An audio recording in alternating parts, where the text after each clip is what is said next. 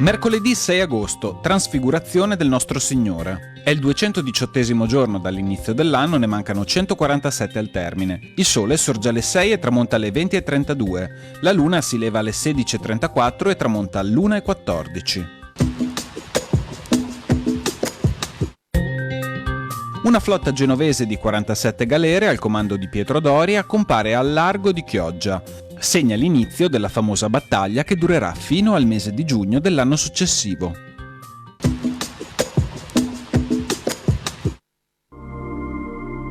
Le previsioni per domani. In pianura tempo leggermente variabile, con significativi sprazzi di sereno alternati da nuvolamenti in prevalenza di tipo cumuliforme, un po' più diffusi nelle ore più calde. In montagna cielo irregolarmente nuvoloso, con minor presenza di schiarite. Temperature. Le minime subiranno un contenuto aumento, le massime saranno pressoché stazionarie sulle zone pianeggianti e in lieve calo su quelle montane.